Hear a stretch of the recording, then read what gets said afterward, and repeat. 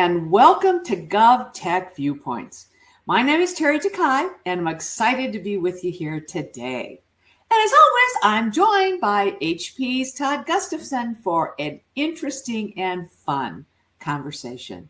Now, just as a reminder, each episode of GovTech Viewpoints explores one big question facing state and local government decision makers as they really move into the next generation of technologies. Now, a topic that's been around forever is the question around procurement. And actually, I like to think of it not just as procurement, but there's also a risk management implication to procurement. But it's changing, Todd. I mean, with new technologies coming in, some of the ways that state and local government or even the federal government has been procuring are changing. And I think there's more pressure on something we've talked about for a long time, right? Which is the speed of procurement. So, Todd, you see the market, you see state, local, you see federal. What are some of the things that you're seeing out there where there are potentially some changes coming or discussions of changes?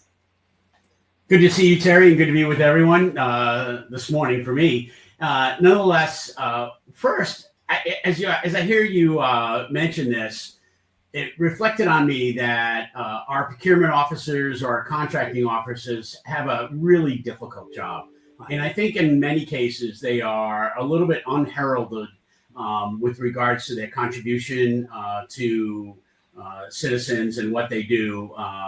Often this thought process that it's purely transactional. And frankly, if anything, our procurement officers' value contribution to their organization, I think, is elevating as technology becomes even more prevalent, certainly with the advent of AI, et cetera, right? The value contribution of what they can do is super important. So first, for all those colleagues that are involved in that, thank you for what you do. Number two is, what I would also say on that topic, if I could, is that there's two different approaches that procurement can participate in this process. They can be part of just meeting the requirements, or as importantly, they can be part of helping define what those requirements are and getting the best out of industry and the best in the marketplace as they can. And so that's where the powerful combination of industry and OEMs and partners can all come together, and procurement folks can be a really, really big and important part of that approach. That being said, one of the things that we are discovering that's happening fairly quickly, Teri, is that the U.S. government is moving to this approach for GSA called OneGov.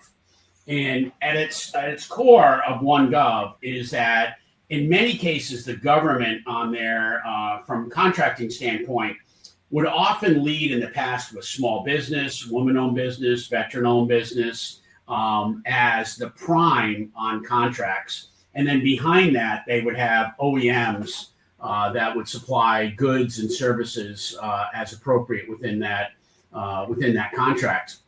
They are flipping that script in a way that the OEMs are now leading as primes, and that primes would then engage with partners as they may see fit.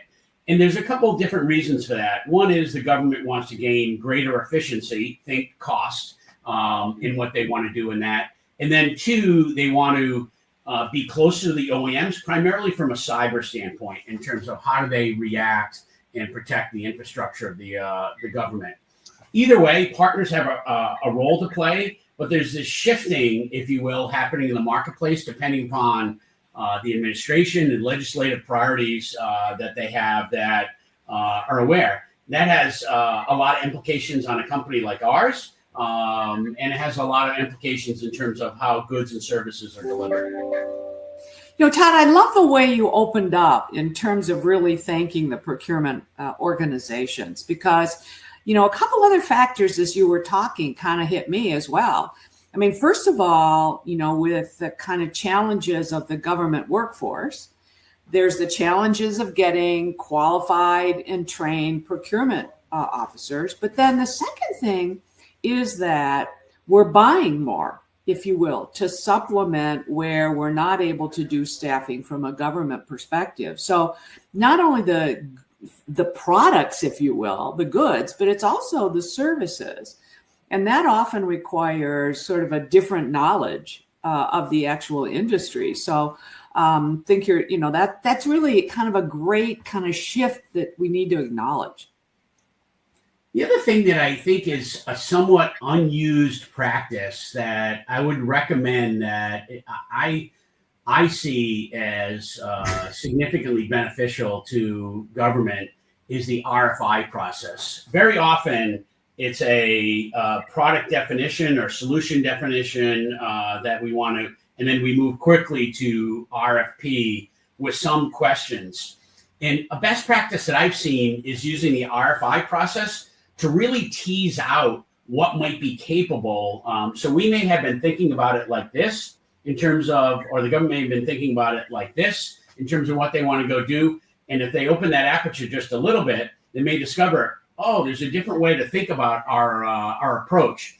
And so even though that adds a little bit more time in terms of that approach, I would just encourage people, particularly on mission critical opportunities that you're going through, that RFI process, I think, is really invaluable and will tease out exactly what you want to try to accomplish in a way that you get benefit from. Exactly, because the point you're making, I love that kind of discovery.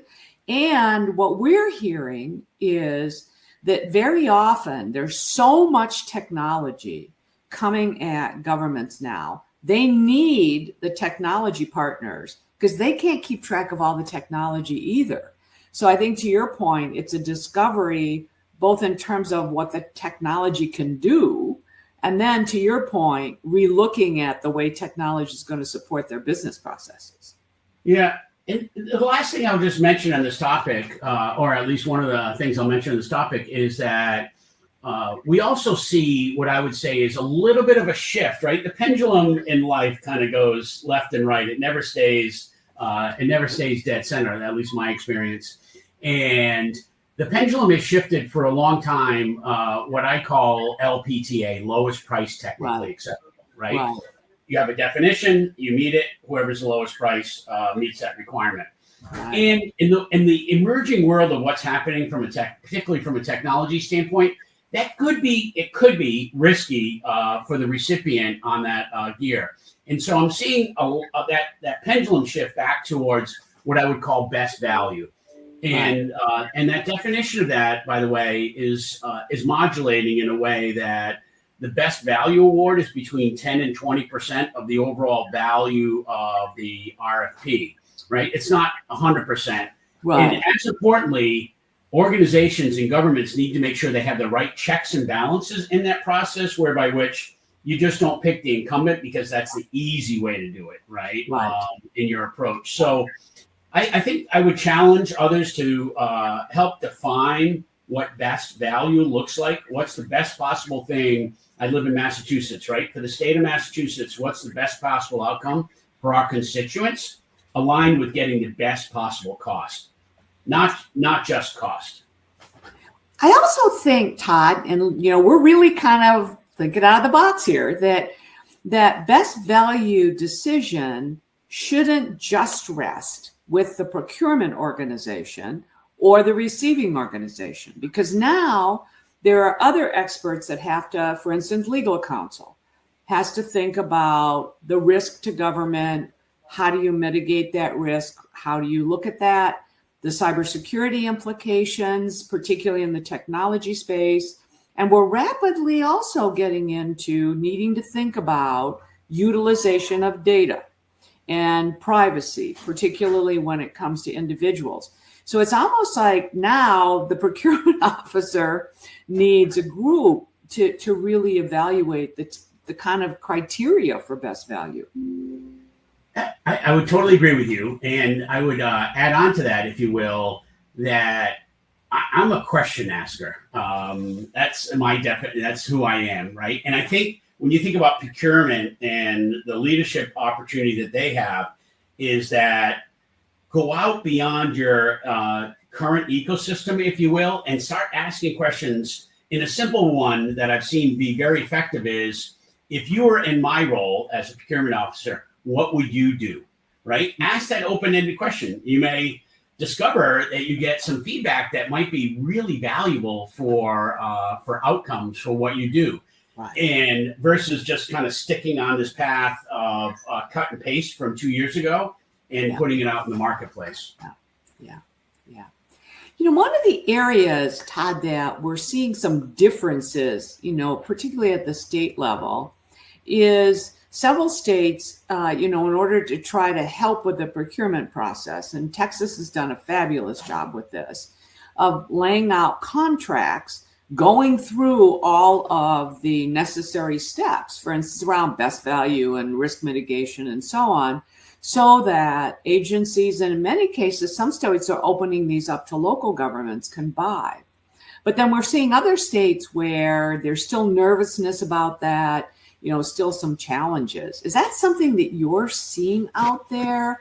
And, how is that impacting you as you're trying to deal with different, kind of processes in every state?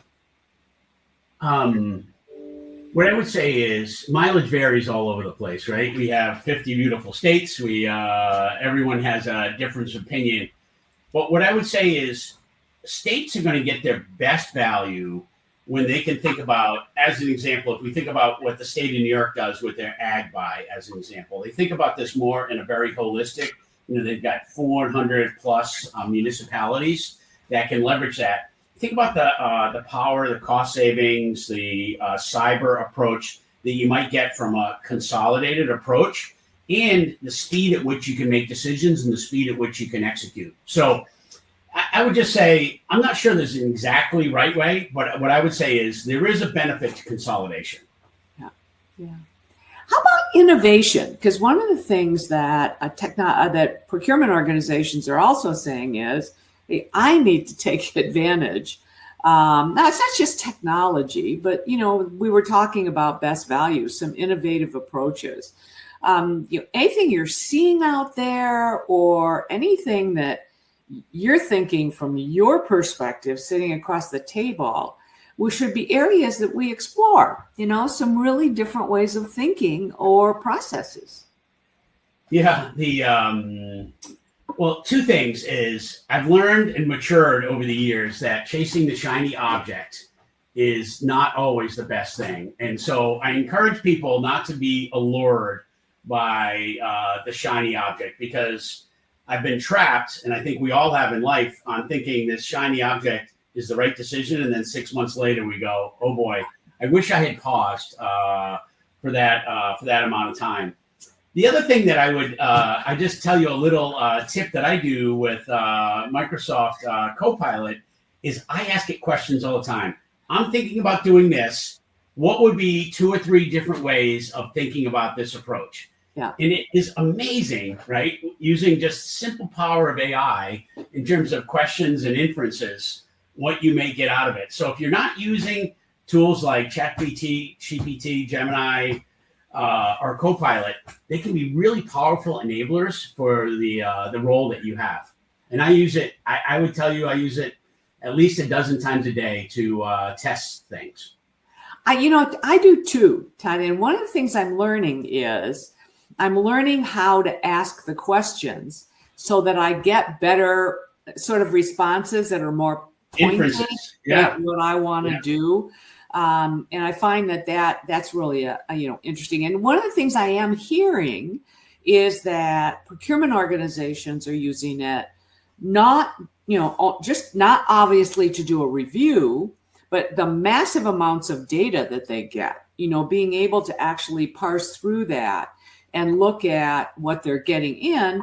The second thing I'm hearing is they're using it to look at their existing statutes and regulations and rules, also to see where there may be conflicting areas. So, there's some of those kinds of uses of the technology as well that are not making the decisions, but rather are surfacing data and surfacing information that, organizations can use to streamline their processes. I would agree. The last thing I'll just mention to you, Teri, is there companies, and one really good company that are using a tool. Think about, at least in my life, when I go on Amazon, unless I'm buying something I've already bought before, but I'm about to buy a new product, I always look at the reviews. Right. Always look at the reviews. Right. It gives me a yardstick. And I sort the reviews different ways to get a more informed opinion. And there are companies out there that are working with state and local governments now that have review metrics that are built into state governments that you should go out and take a look at in terms of what you see, because that feedback, I think, is invaluable as you make best value decisions in terms of past performance. Outstanding. Well, Todd, I can't believe this is a fascinating topic, and we could talk about this for a long time. But I think we kind of maybe put some seeds out there for people to think about. Well, thank all of you for being a part of GovTech Viewpoints today. Be sure to subscribe to the series on LinkedIn, YouTube, or Spotify so you'll never miss an episode. Todd, we'll see you next time for the next episode of GovTech Viewpoints. Thank you, everybody, and have a great day. Thank you.